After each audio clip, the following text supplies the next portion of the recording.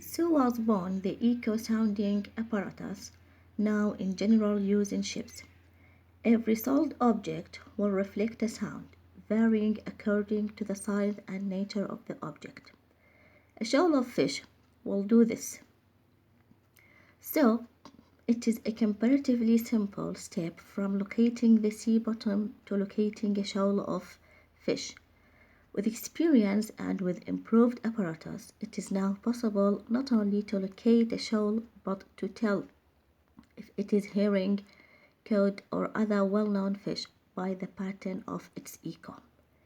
A few years ago, it was found that certain bats emit squeaks, and by receiving the echoes, they could locate and steer clear of obstacles, or locate flying insects on which they feed. This echolocation in bats is often compared with radar, the principle of which is similar. Now, after reading the passage, we are going to do the comprehension. Give short answers to these questions in your own words as far as possible. Use one complete sentence for each answer. Number 1. How is the echolocation principle applied to measure the depth of the sea? By measuring time interval between the taps and the receipt of the echoes, the depth of the sea can be calculated. Number 2. Why do the sounds reflected by solid objects vary? They vary according to the size and nature of the object. And number 3, what use do bats make of the principle of echolocation? By receiving the echoes, they could locate the obstacles or the barriers. The vocabulary. Number 1. Strictly utilitarian means very useful. Vicinity means surrounding area. Elapse means pass. Tapping means hit quickly. Apparatus means set of tools. Shoal means a large group of fish. Comparatively means as compared with. Emit means send, and finally steer clear means avoid. Now we are going to the key structures. Key structures number 1. Ask us to complete the following.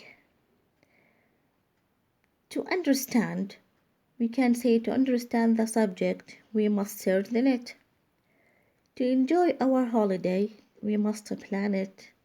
And to succeed in our life, we must do our best. Also, and once again, I tell you that you can find other meaningful sentences. Number 2 of the key structures ask us to use the definite and indefinite articles where necessary in the following blanks. You can do the exercise. It's very easy. Do the exercise, then you can check it by going to the passage. Number 3 asks us to use sentences using the preposition by followed by verb with ing. Using by plus verb plus ing. So we can say, we can pass the exam by studying hard. In this example, we use by followed by verb with ing. Another example, I can see the world by traveling. We use by followed by verb with ing. And we can also say he can reach the other side by swimming. He can reach the other side by swimming. Once again, we use by followed by ing. You can find other more examples. Exercise number 4 is very important. We are going to complete with 4 with or to. So let's start with I have been corresponding with him for many years. Corresponding with. B. He was arrested and charged with murder. He was arrested and charged with murder. C. How much do you charge for this service? Charge for. D. I can't provide you with all the things you need. With all the things you need. E. We have provided for every emergency. We have provided for every emergency. F. Did you apply for that job? Did you apply for that job?